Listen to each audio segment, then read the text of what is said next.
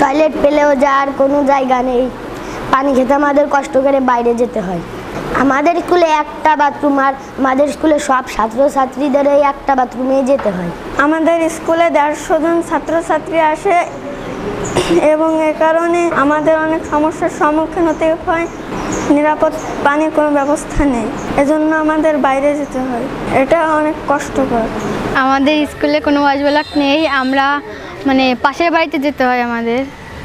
অনেক সময় আমাদের যারা থাকে বাড়ির গার্জেন, তারা অনেক সময় আমাদের রাগও করে, তাদের অসুবিধা হয় যদি আমরা তাদের বাড়ি প্রতিদিন যাই।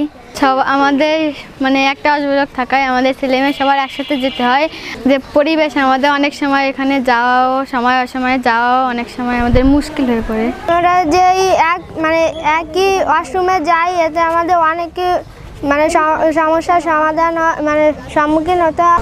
পরিবেশ দূষিত হয়, এর জন্য আমাদের কলেরা, তারপরে ডায়রিয়া ইত্যাদি রোগ হয়। অন্যদের বাড়িতে গেলে আমাদের অনেক বেশি কথা বলে এবং ওনাদেরও অসুবিধা হয় আর আমাদেরও অনেক অসুবিধা হয়। আমরা ছেলেমেয়ে একসাথে তাদের বাসায় যাই, প্রত্যেক দিন যাই আর প্রতিবারই যেতে হয়। এই কারণে ওদেরও সমস্যা হয়, আমাদেরও সমস্যা হয়। আমাদের এখানে বিভিন্ন সমস্যা হয়ে থাকে, যেমন আমাদের একটা ওয়াশ ব্লকে আমাদের ছেলে মেয়ে উভয়ে যেতে হয়, আর স্যারদেরও সেখানে যেতে হয়। ওখানে পরিবেশটাও ঠিক নেই, ওইখানে অনেক সময় নোংরা হয়ে থাকে, অনেক ছোটরাও যে থাকে সেখানে আমরা যাওয়ার মতো পরিবেশ থাকে না। আর আমরা অন্যের বাড়িতে যেতে হয়, আমাদের সেখানে গিয়ে প্রত্যেক দিন যাওয়া সম্ভব হয় না। তারাও রাগ করে যে প্রতিদিন তোমরা কেন আসো, তোমাদের ওখানে কি নেই? আমাদের এখানে কোনো ওয়াশ ব্লক নেই এবং আমাদের যেটা আছে তাতে আমরা যেতে পারি না, কারণ এটা খুব ছোট। এখানে ছেলে মেয়ে উভয় যায়, অনেক পরিবেশে যা মুশকিল হয়ে পড়ে।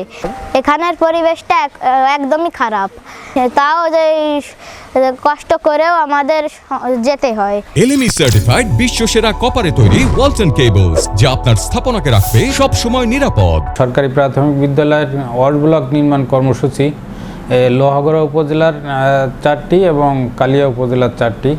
এই সমস্ত বিদ্যালয়গুলোতে আমরা আমাদের মাঠ পর্যায়ের কর্মকর্তাদের দিয়ে এবং সরাসরি সংশ্লিষ্ট বিদ্যালয়ের প্রধান শিক্ষকদের থেকে আমরা খবর নিয়েছি। এই সমস্ত বিদ্যালয়ের কাজগুলো এখনও পর্যন্ত সম্পন্ন হয়নি।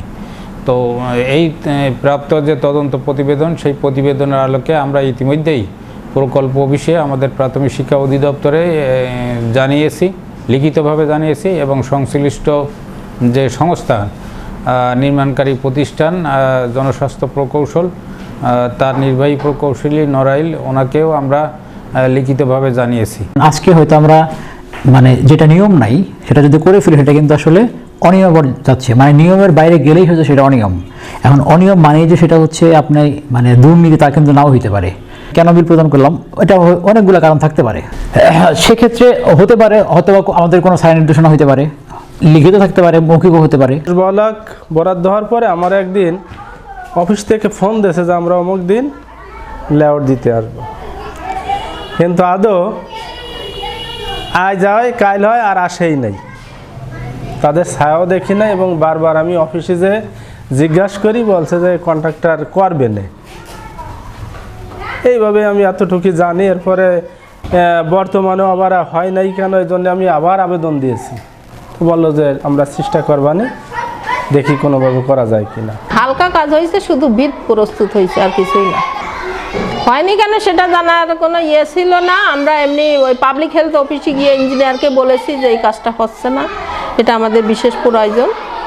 বলছে হবে, তাই বলছে। স্বাস্থ্য ঝুঁকি তো নিশ্চয়ই বাড়ছে, কারণ পর্যাপ্ত টয়লেট নাই, তার কারণে স্বাস্থ্য ঝুঁকি তো বাড়বেই। অনেক ছেলে মেয়ে, 100-র উপরে ছেলে মেয়ে। স্কুলের উত্তরে হচ্ছে পুকুর, দক্ষিণে পুকুর। তাদের দেখানো হয়েছে যে তারা ভরাট করে হয়তো করতে পারে, তারা লিখিত নিয়ে গেছে যে স্কুলের জমির স্বল্পতার কারণে করা সম্ভব হচ্ছে না। গত অর্থ বছরের 24-25 অর্থ বছরের বরাদ্দ এটা, তারপরে আর তারা স্কুলে আসে নাই। সমস্যা তো সব দিক দিয়ে, পানীয় জলের সমস্যা, তারপরে আপনার ছেলেমেয়ের যে ওয়াশরুমের শৌচাগারের যে অবস্থা, ওয়াশ ব্লক হলে তো সেটা আমাদের প্রয়োজনটা মিটে যেত। বিষয়টা আমিও জানি যে ওয়াশ ব্লকের কাজ শেষ না হতেই ওই আগের মতো ঠিকাদারকে তারা ফুল পেমেন্ট করে দিয়েছে, বিষয়টা এরকম আর কি। ওই সকল বিষয়গুলোই আমি আমাদের যিনি ডিপি ওনাকে বলেছি পুরো বিষয়টা দেখে আমাকে একটা কমপ্লিট একটা রিপোর্ট দেওয়ার জন্য। ঘটনা সত্যি হলে আমরা আমাদের এখান থেকে আমরা উপরে পাঠিয়ে দেব, মিনিস্ট্রিতে পাঠিয়ে দেব। ওনাদের যারা নিয়ন্ত্রণকারী কর্তৃপক্ষ ওনাদের এগেনস্টে যে ব্যবস্থা নেওয়া উচিত চাকরির শৃঙ্খলা অনুযায়ী সেভাবে ব্যবস্থা নেবেন আশা করি।